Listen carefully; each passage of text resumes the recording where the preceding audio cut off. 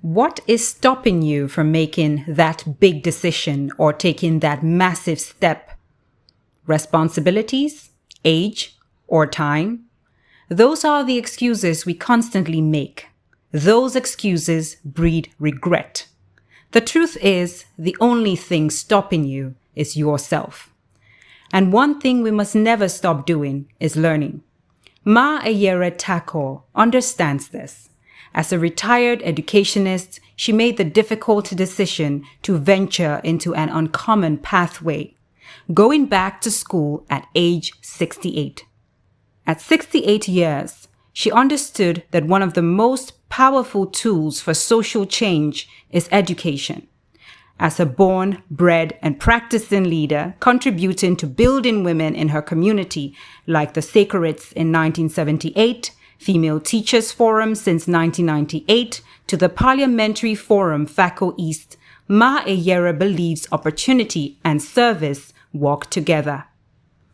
Even though she was happy and fulfilled as a loving wife and doting mother and grandmother in her retirement, she responded ready when the Chevening Scholarship opportunity beckoned. The Chevening Scholarship is an international scholarship funded by the British Foreign and Commonwealth Office that lets foreign students with leadership qualities study at universities in the United Kingdom. Just like that, Ma Eyere moved from a stay-at-home retiree to a 68-year-old student of the Birkbeck University of London, studying education, power, and social change with 20-year-old course mates and a lot of adapting to the digital age. I caught up with Ma Eyere for a conversation on her beginnings, second innings, and the gumption required to pursue education. We started from how it all started. So here we are in a greenery that means renewal. It means a refreshing, and you're here to tell us all about your story. Ma Eyere, let's start from when you were little Eyere. How was it like growing up, and where did you grow up? I grew up in the village in Bisongabang in Manyu Division. A member of a polygamous family, my mother being the first wife of 5, and I grew up to be one of 17 children. Okay. At the moment, I think we are 13, Okay. but there are lots of grandchildren. Yes. And great-grandchildren of my parents. Okay, we're going to get to that. Let's talk about how you were as a child. How would you describe your character as a child growing up? As a child growing up, I would describe my character as inquisitive. Okay. Trying to learn from everything around me. Yeah. And that is because I grew up with my parents. My mother worked on the farm. My father was a school teacher from German days because he was born in the 19th century in 1898. And he was one of those in the village who could read and write. Yes. It was very rare to find people of his kind at the time. Mm-hmm. So this is how I grew up. And growing up in the hands of somebody who had himself been to school, I had no choice but to go to school. Yes. So you studied in Cameroon and then you moved to Nigeria. Yes, I did. I had my first school leaving certificate from Basel Mission School, Bisongabang. Mm-hmm. Then went to Seka Baptist College, graduated in 1969. Then on to Cas Bambile, graduated in 71 and enrolled in Ngoakele. Okay. But I didn't stay on there. What happened? I couldn't cope with the French. Oh. So I left and went to University of Nigeria in Nsukka, where I graduated in 1977 with a bachelor's degree in microbiology.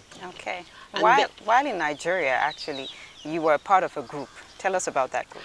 In Nigeria, I was a parliamentarian of Okpara Hall. Okay, what does And that mean?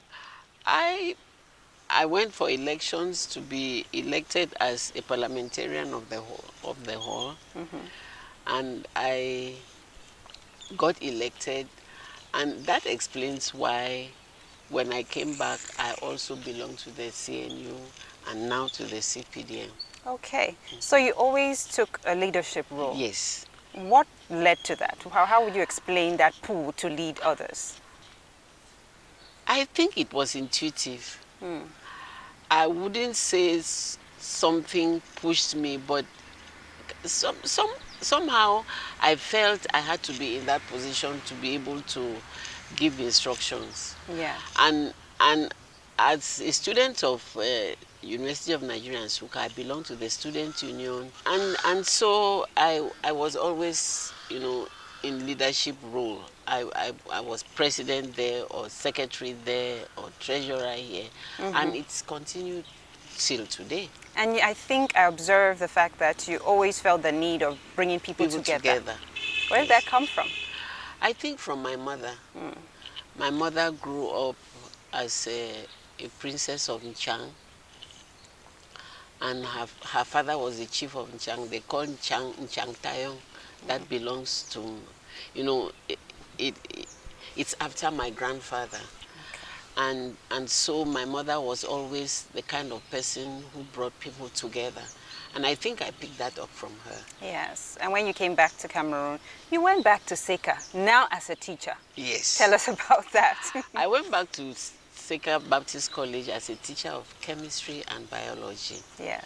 And while I was there, I initiated the starting of the Sekaret movement, which has now blossomed into Yes. EXA worldwide. Okay. Because I started the group, the Sekaret group in Victoria at the time, in March of 1978. I don't know that there's another group that started before that. No.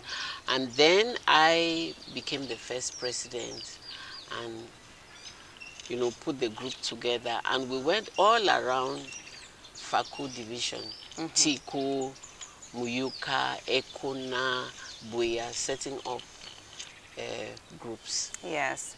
Because I believe you thought of the importance of these women sticking together even after school. Yes, yes. And then you moved on to GHS. Yes. I was in GHS for 33 years. Okay.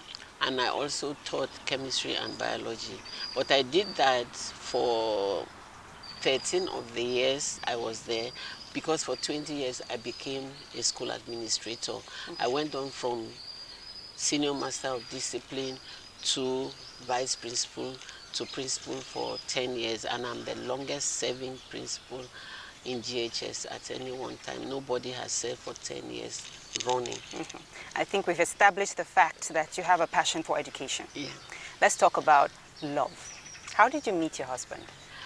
Oh, we met one July, I think July afternoon. I was walking along the road with a younger brother of mine, the now superintendent of Full Gospel Cameroon, and he just greeted us. And when he did, I responded. And later on, he came to visit, and that's how we met. And that's how love sparked. I know. It was like at first sight, because between July and November we were married. Really? Yes. Between July and November? Would you advise that today? Or times have changed and evolved? And Times have changed and evolved. But I would say follow your heart. Okay. And you followed your heart. You had 5 beautiful children. Yes, and I was in the marriage for 43 years. 43 years. Yes. That's a long time. And I think that's another interview altogether for you to tell us the secret to long-lasting marriage.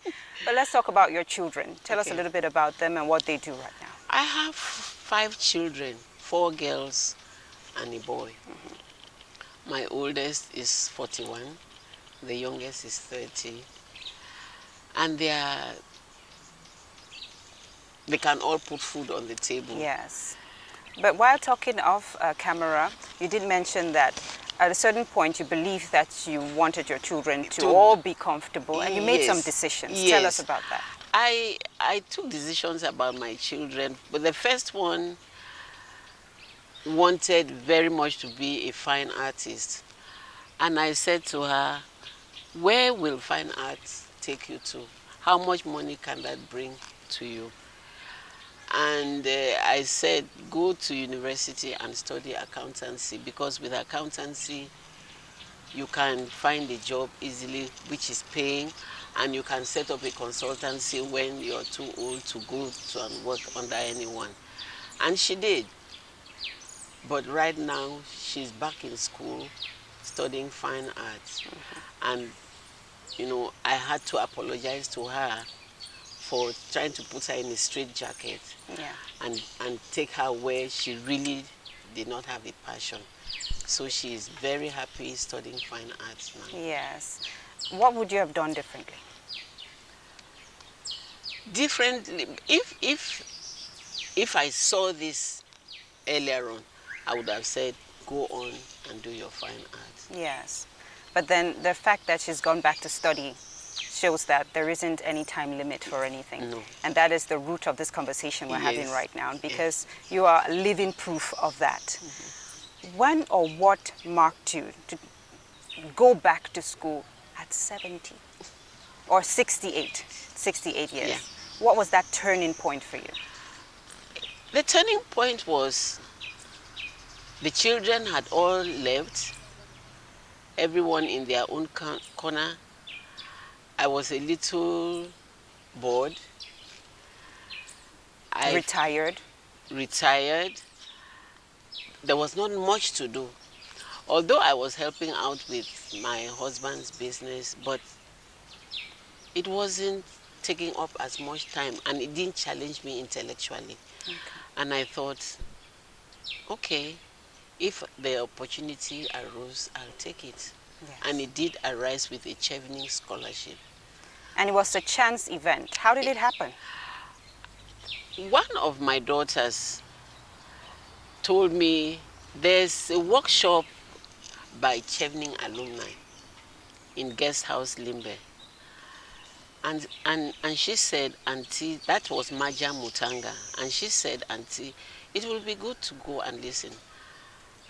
I said, what am I going to listen to a workshop about at this age?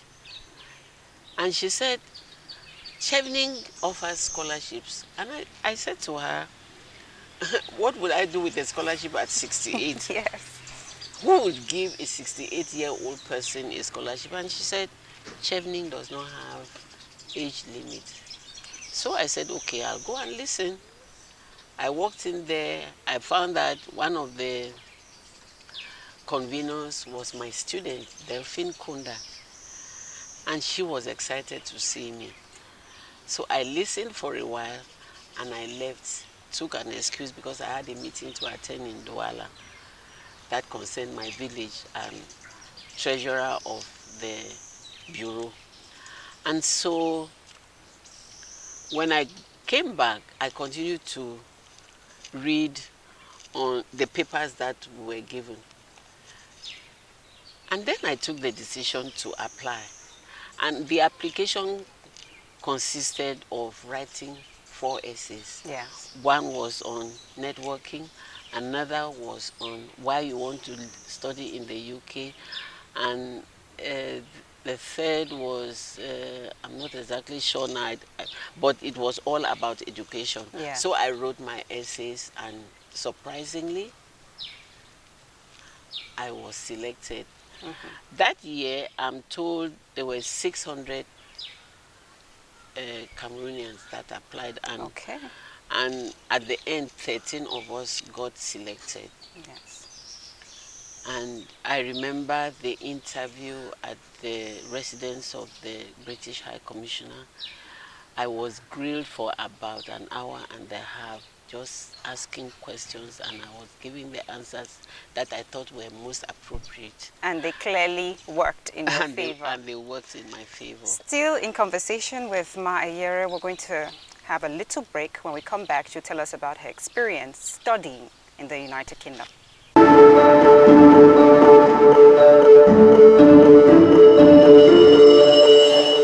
In conversation with Ma Eyere.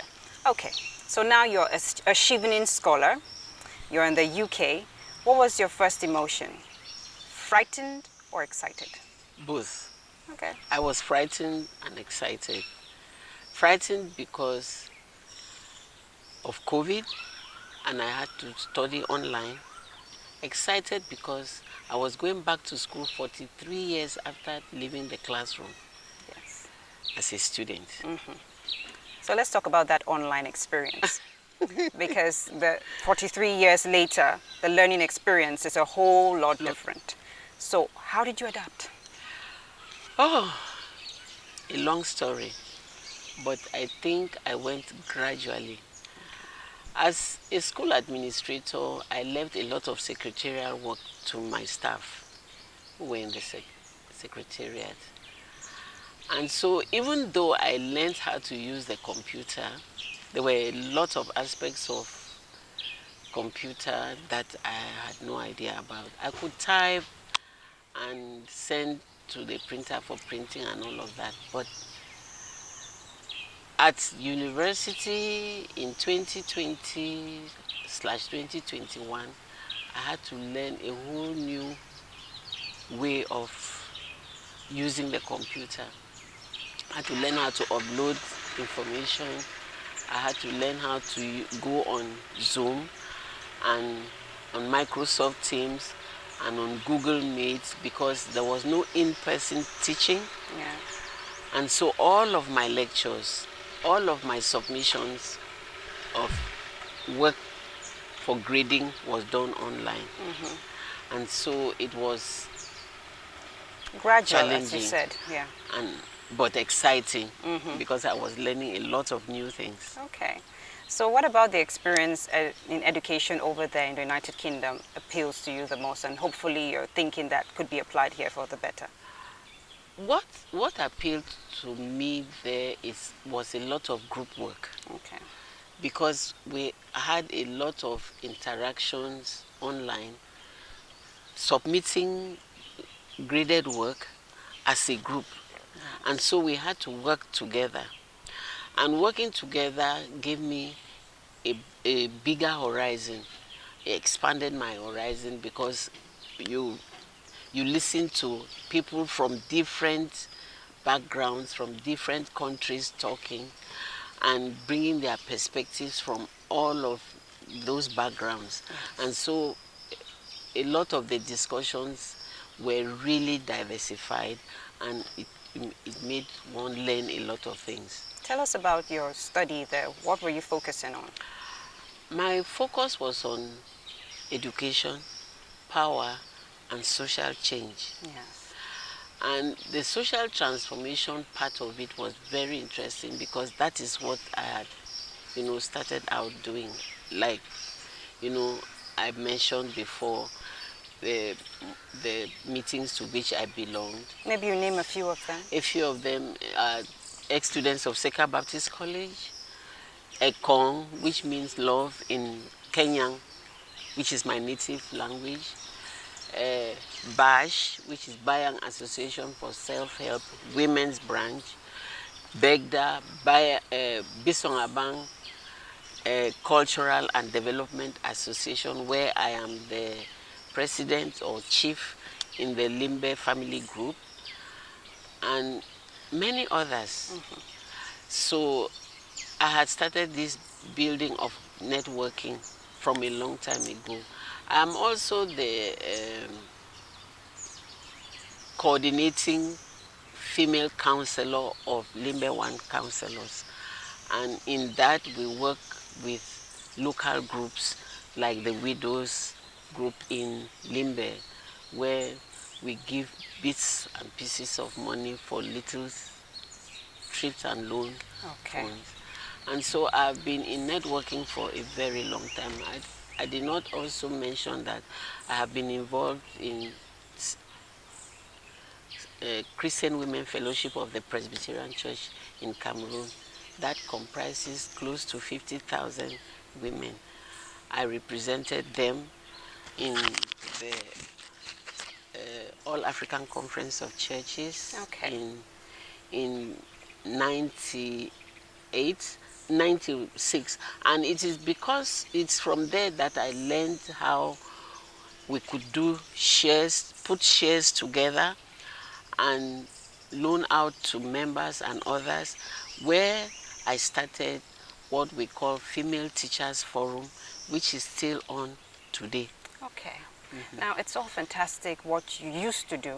You've learned more. What are you going to add now that you've learned all that you did in the Chevening Scholarship? I think it's an addition onto what I've been doing, because like I said, it's a lot of networking, and I still belong to all of these groups, and so I'm just going to have to impact them with other ideas that I've learned, to say it's never too late to do anything, as especially as women who are disadvantaged in society, because our culture disadvantages women a lot.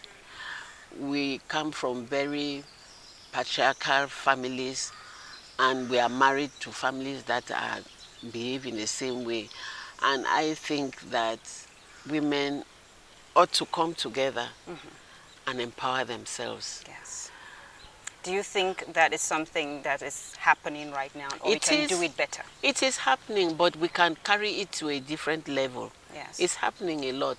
Because I remember when I came from the university in 1977, and I started teaching in Seka Baptist College. If you went to the market, you realize that everybody who was selling vegetable, njanga, was Nigerian. And then we started talking to the women in our CWF. Don't wait for the man. Don't wait for a man to give you money to buy sanitary towels or to buy palm oil to cook for your family. Go out there and do something. And if you go there now, the Cameroonian women have taken over. And I think that it is from all of that. From coming together, listening to each other and learning. Yes. We started, I'm a founding member of Limbe Women's Forum, and that is what we preach to the women all the time. So I think what I have studied will just add on to what I have been doing, social transformation, trying to make sure that, you know, you don't leave the taking care of a family to an individual who himself may not be responsible, because some of them will probably take that money from a little job and drink. Yes. It's really about sharing responsibilities. It is sharing responsibilities. Beautiful. Ma Eyere, what do you want to tell the Cameroonian lady who is watching right now and saying, at 68, you could do it, but I feel, maybe she's saying right now, that I feel my time is done. How can you encourage that woman to see that time is never over? Time is never over to follow your passion and follow your heart. Yes. It was challenging, but it was not difficult. It was not unsurmountable. I did it, and so I think anybody who sets their mind to it can also do it. It didn't kill me, so it will not kill anybody. You know, you say this set your mind so easily, but how do you set your mind? Set your mind to what? Set your mind to improving yourself, because you don't stop learning. You don't stop trying to improve yourself.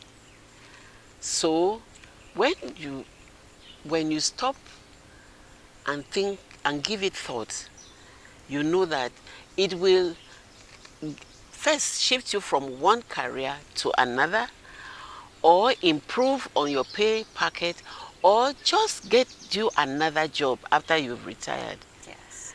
Because you need the money anyway. So if you could find something that will give you another pay packet after you retire and are receiving a pension from CNPS or from government, then it adds on to family income and it improves on your life, because everything we need depends upon how much money we can afford to put it in what we need. Okay, this is beautiful. Financial benefits, but just also recreation. Yeah. And sharpening your mind. Yes. Sharpening your mind. Even at 70 right now, you'll be going for your graduation. Yes. When is that? Sometime at the end of this month. Okay. So really want to see the pictures of you in the presence of your other classmates. That's just going to be beautiful. I know. I'll be standing there with 23-year-olds and 25-year-olds But it was in great. the iconic Senate Hall of London University. Okay, but I'm sure it was beautiful learning together with this Oh 23-year-olds. yes, in it groups. was really, really beautiful, and it taught me a lot of things. And so I will say to anyone out there, if you have a passion, and you should have a passion, go for it. True. All right, Ma Eyere, now that we've talked about your experience going back to school, let's talk about you. How do you relax? How do you have a good time? Oh, have a good time. I listen to music. I go for my CWF meetings. I attend. I have named a whole bunch of groups that I belong to, so I go to the meetings. I can, I have an air fryer, so I can, in 10 minutes or 15 minutes, cook myself some fish or chicken and eat and have a glass of wine. But most especially, I watch TV. I listen to news on the radio and television. I go on Facebook. Okay. And so there are so many ways of relaxing. What's your favorite and then, song right of course, now? I talk to my children, literally, Your every day. children and my grandchildren. grandchildren. Yes. So what kind of song do you really like these days? I like gospel music. Any song in particular so we can play it for you right now? I like gospel music, but I also like contemporary music that speaks to the heart. I like Sweet Mother. Sweet mother, I no go forget you. For this suffer way you suffer for me. And you know what? For my 70th birthday, I was actually in Johannesburg. Yes. Looking after my youngest grandbaby that is now about 3 months old. And my children came from all over to celebrate with me. It was so touching. I stood there with my mouth hanging open, seeing that they'd left work, they'd spent all of that money buying tickets to come and be with me for my 70th birthday. That's what children can do and should do for their sweet mother. I know. Now, maybe before we separate, because this conversation I can go on and on, but maybe your advice. You've seen generations flow through. You've seen women from the 70s to 2020s right now. What advice can you give us to last as long and resilient and achieve as much as your generation? It's I think my resilience comes from the fact that I believe in God. I believe in God, and for me, I have set goals for myself. And anybody can set goals for themselves. The Word of God addresses every situation in our lives, and just search it and you will find your situation and how it addresses it. So my advice is, hold on to God and make friends that are helpful, not those that spend their time talking about other people to you. Yes. Go, the internet is there. Google information about anything. There's a lot that people say on the street that is not true. So search for yourself. Like the Bible says, test the spirit and know if it is of God. Even of God now, there are many charlatans out there. But if you make up your mind and read it in the Word firsthand, you will find what the truth is, and the truth will set you free. Beautifully said. Thank you again, Ma Eyere, for this Thank you time. for having me. Just to wrap things up, if she can do it, so can you. Thanks for watching. Let's get back to the studio with the song Sweet Mother. Just presenting you Sweet Mother.